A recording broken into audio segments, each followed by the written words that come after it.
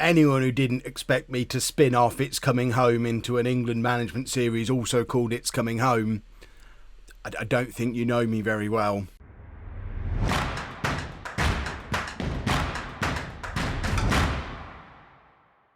Hello and welcome to part one of It's Coming Home. Not that one. I'm Kev, and coming up on today's episode, we take charge of England in the year 2036. If you are new to the channel, because it's an episode one, new series kind of thing, this is set in the universe of my other save called It's Coming Home, where we have a create a club team called Home, who I've been managing for the last 18 seasons. I won't give too many spoilers away here. We're going to try and keep the England stuff separate from the Home stuff, but we are 18 years in the future. I'm still manager of Home, as you can see up there, but I have now been offered the England job.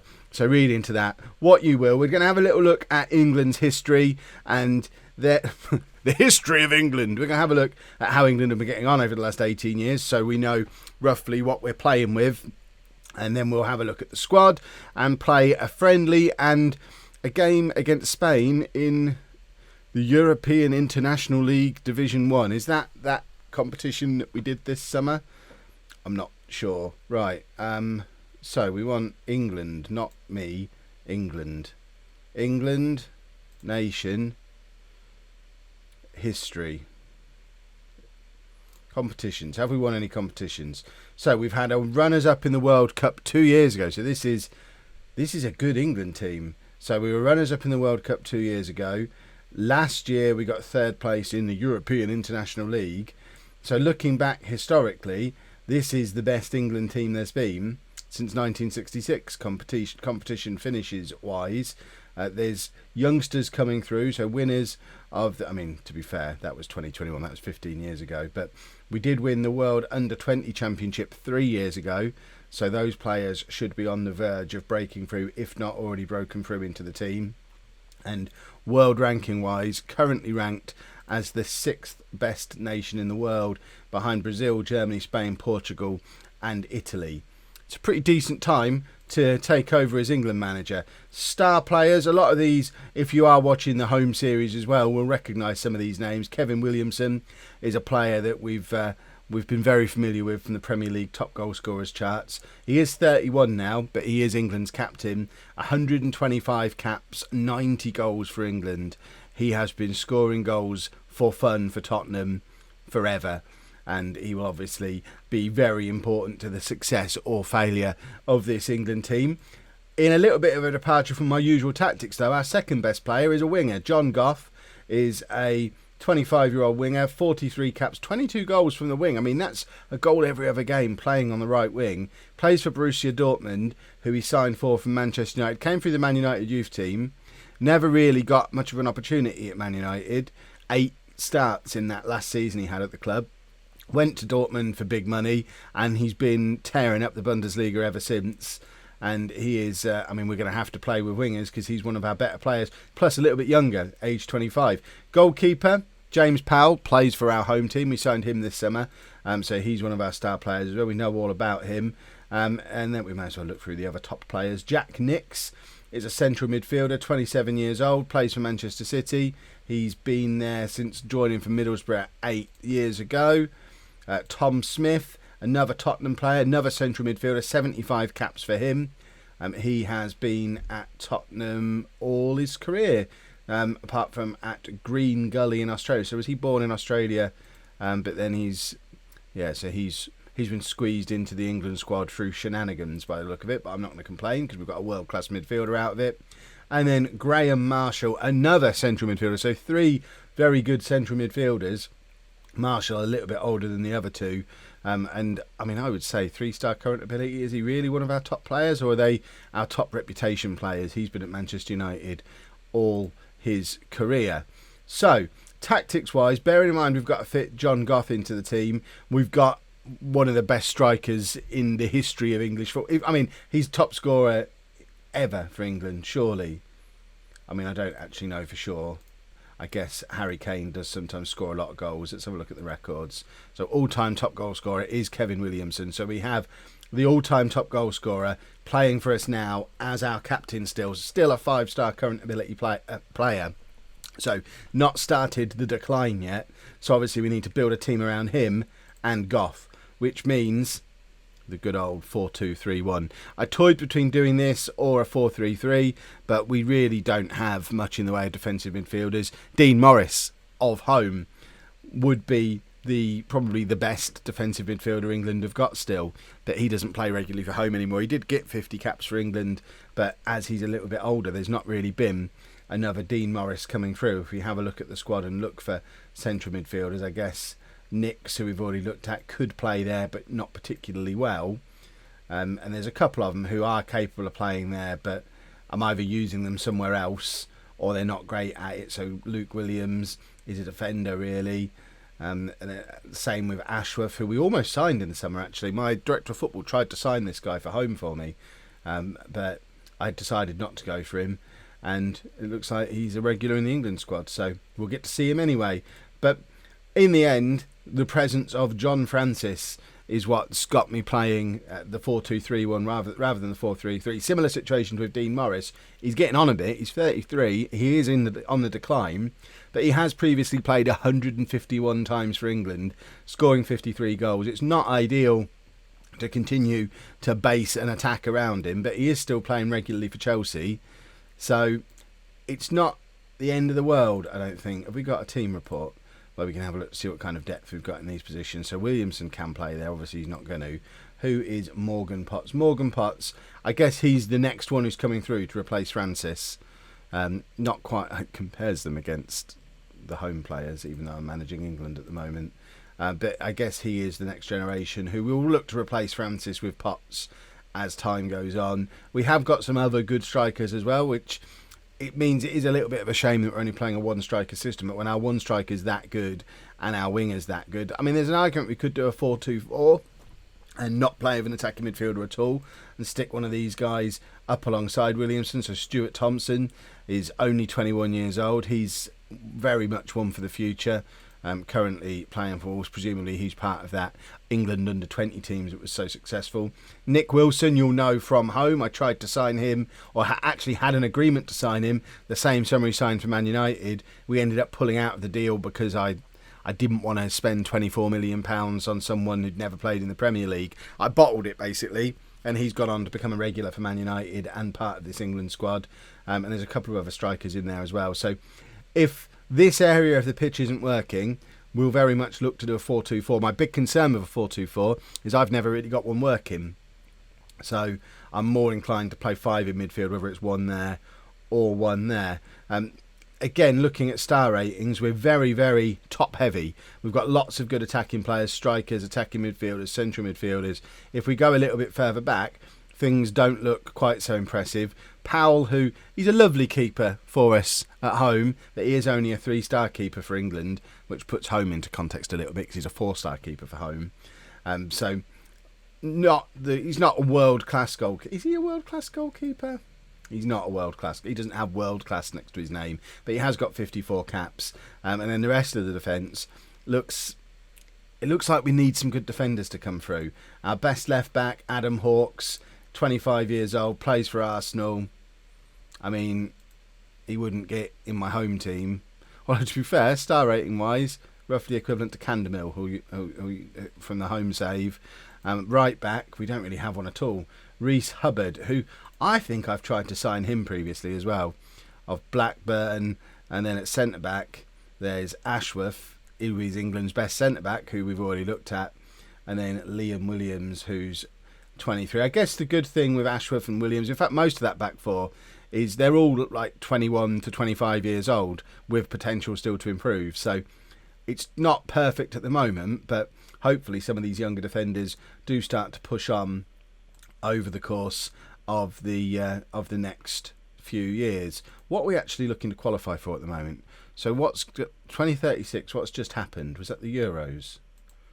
Hold on, I should be able to schedule main fixtures. Why do because I've gone too far forward.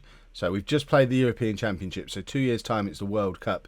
Presumably World Cup qualifying starts after we finish messing around with the it's the Nations League, isn't it? It's named wrong for some reason on here. I'm sure it's the Nations League, but I guess World Cup qualifying starts after that, unless... Are we hosting it? So, no, next hosts are Argentina. So, that's what we're preparing for. We're all gearing up to try and get a World Cup win. So, let's get into our first game. We've already met... I think we've met the whole team already. We're doing a 4-2-3-1. We're sticking with the gegenpress system that we've used pretty much throughout life in this universe with home. We've gegenpressed all the way. We love a bit of gegenpress. And we're going with Powell in goal. A back four of Hawks, Williams, Ashworth and Hubbard. Smith and Nix in midfield. I don't think I've shown you Tom Smith. Tom Smith's 28-year-old central midfielder at Tottenham. Tottenham have a good youth setup. Spoilers for you. 75 England caps already for him. And he's oh no, we have. Sorry, he's the Australian one. We have looked at him. So Smith and Nix in midfield. Edmonds, I don't think I've shown you. Paul Edmonds, 24 years old. Only 15 caps. So he's one who's just kind of emerging through. Still not a regular starter for Liverpool, but he's a natural inside forward.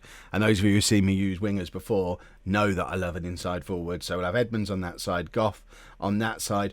Ideally, he'd be playing deeper. That's where he's natural, but I'm not playing a flat midfield four.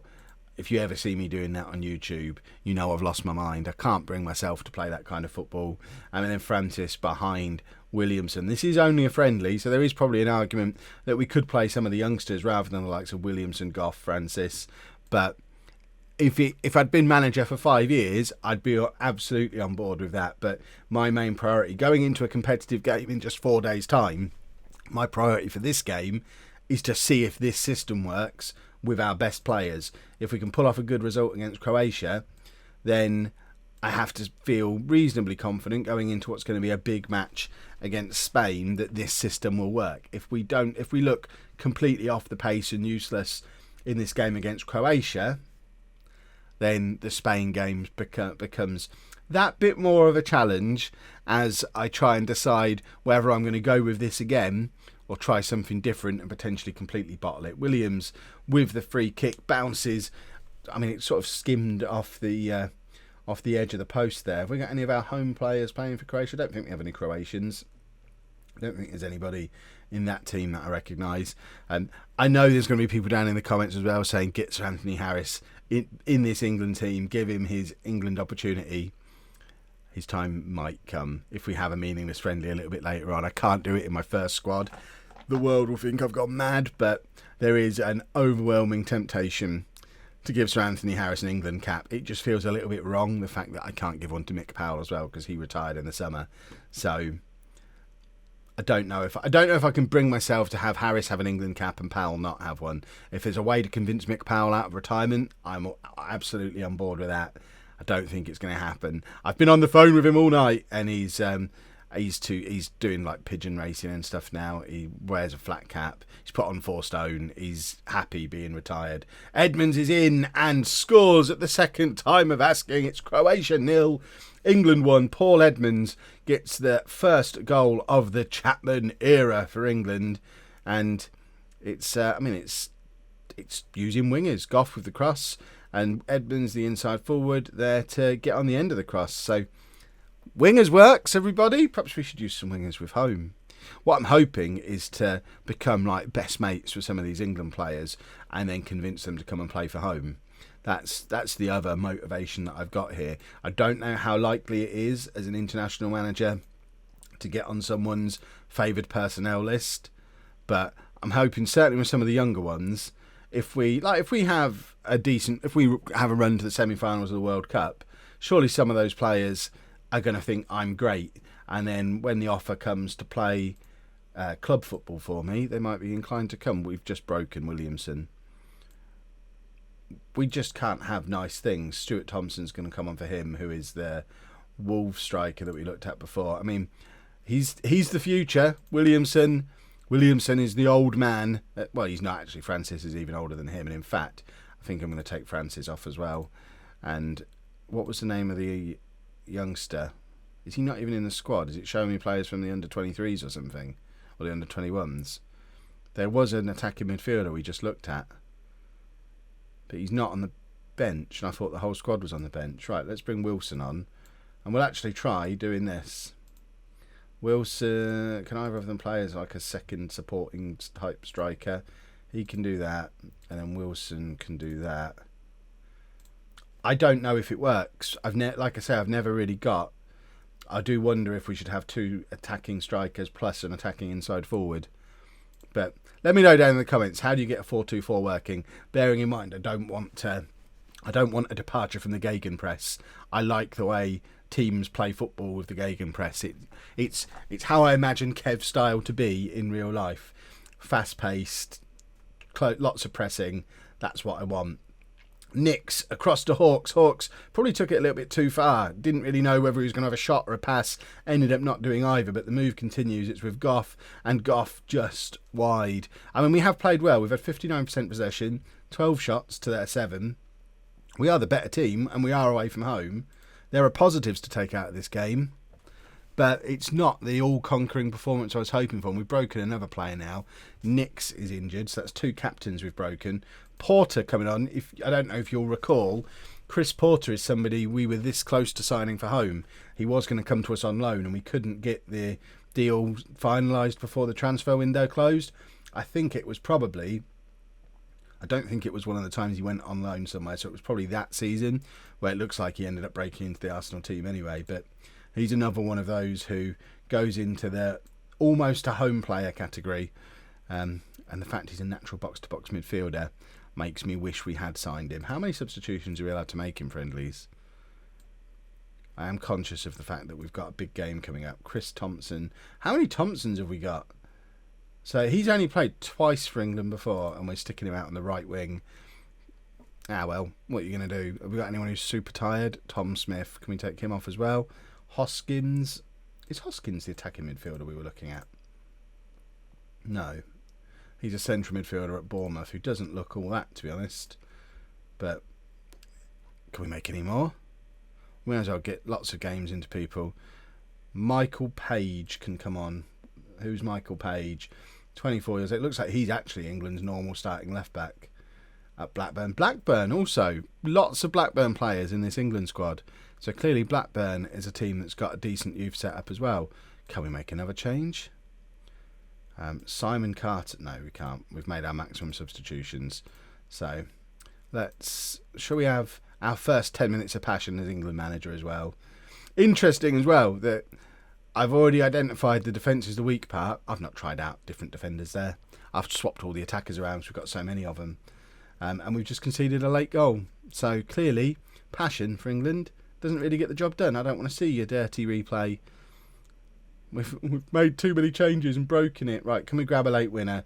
A draw is not a disaster, but a win obviously would be better. Edmonds put so much bend on that, it actually took it away from the goal, which is a little bit unfortunate. A late winner would have been delightful. But as long as we don't lose, it's an away game against, presumably Croatia is still a decent side. So I can't be too downhearted by it. The Spain game coming up is going to be a big test, because I know Spain are very good because they're so... Oh, there you go. Edmonds does grab a late winner. Spain are so good that they've never found a space in their squad for Kano, Akemo, Manu, and Jimenez, various other Spanish players that we've had at home over the last few years. They've never even had the call-up. So that gives you an idea of just how good Spain are, because any one of them, okay, maybe not the strikers, but midfield players, Manu would start for this England team, that's for sure. Are we going to grab another one? 3-1 would be absolutely flattering us, and we're not getting it. Edmonds has had a very good game. I mean, the system seemed to work. We controlled the game. We got... The one issue we had is we weren't very prolific in front of goal, but I guess that's what happens when you lose your top goal scorer relatively early in the match. What's actually up with him? Likely to be out for 2 days. Well, he's fit to play Spain then. Right, we'll can we rest players for internationals? Can we leave them out of training for a day or two to prepare? No. Well, they're going to be shattered. This is why players come back from internationals tired, because look at that conditioning, and we're playing again in 4 days. Let's go and play Spain with a tired team. Right, just a couple of changes for the Spain game. Then Porter comes in for the injured Nicks. So Porter starting, even though he's only played 5 games before and isn't a regular starter for Arsenal. But I know him, therefore he automatically gets in because I'm aware of his work. And Page comes in for the other guy we were playing at left back. Now I've realised that he's he's the one we're supposed to play. And to be honest, look at the state of Hawks. Shattered after that last game. Williamson is fit to play, though. I've just been having a little nose back through England's recent history, and although it was quite positive up until a couple of years ago, it looks like we did hit a little bit of a wall at the Euros, somehow making it out of our group despite losing our first 2 games against Czech Republic and Spain, who we play today, then beat Denmark to qualify, and then got knocked out by Germany. I don't even really understand how we made it through. Doesn't seem to make any sense. So top 3 teams from the group stage qualify. Is that no? So how did England get out of a group? So we qualified as a best runner-up, presumably, despite only winning 1 game, which a few teams did. It wasn't a good Euros for England, and we lost to Spain. So context for if we lose now. It is at Wembley. We're sold out Wembley, not off in some foreign land like it was at the Euros. So hopefully that will make a little bit of a difference. Let's assertively, we do owe Spain. Spain are one of the teams that embarrassed England at the Euros, and we want to make sure there's no further embarrassment. I don't know what that league table thing is all about. There are league tables in this competition, but apparently we just don't get to see them. So we may as well just get rid of that, which is going to frustrate me no end when I'm back recording the next home episode in a minute and it's gone.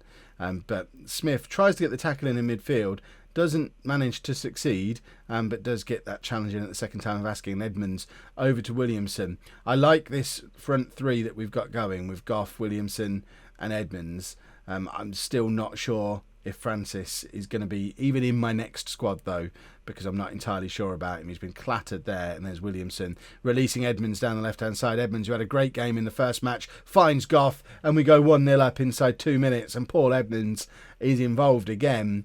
And I think England have a hero here in the shape of Paul Edmonds. He has had an outstanding he had an outstanding last game and a good start to this game. Let's not get carried away, Kev, but it is a lovely cross, and there's Goff to tuck it away. Let's just remind ourselves who Paul Edmonds is and who he plays for. So he's a Liverpool player who hasn't really broken into the team on a regular basis yet. He's been a Liverpool fringe player who's still not started a game for them this year. I'm already thinking for home, we'll have a bit of that. We'll have to change the tactics completely to accommodate him as an inside forward. But if he tears Spain apart today, then it seems like an offer worth making. Bring him into home, and Powell has been awful there. And that's my player, Robert Costa, the one home player who does make it into the Spanish squad. Has scored against his club teammate, and it's really poor from Powell. Costa with the header. I don't even know what Powell is doing. He's just kind of flapping his arms around at it. That was really poor. And it's 1-1. It's good to see Costa playing well. We want him to be in form. I just don't want him to do it against England. What is with the league tables? I don't understand. Does the game just not understand league tables for this tournament? Williams with a free kick that bounces off the top of the crossbar. Their keeper did not seem at all bothered about that. He was very confident that wasn't going in. Would have been lovely to make him look like a silly goose, but apparently 'twas not to be. Right, let's have 10 minutes of passion. If this messes things up again, then we know England aren't passionate. Because we tried it in the match against Croatia and it led to us conceding immediately. If we concede whilst passionate again, then we know England doesn't like passion. Smith plays it into Edmonds. Edmonds does well, finds Williamson, and there's Kevin Williamson, where I think goal 91 for England. Will he be able to become, under my management, the first England player to ever get 100 international goals? Just 9 more to go, and there was a message that came up at the bottom saying it was Robert Costa's mistake that led to the goal. I didn't see what he did. I think he gave the ball away somewhere up here, but thanks Robert. I appreciate it. You're letting us have our goal back, and it does put us up to it said there first position in the group. We just can't see the groups for whatever reason. Francis again looking like the weak link in a very strong attack.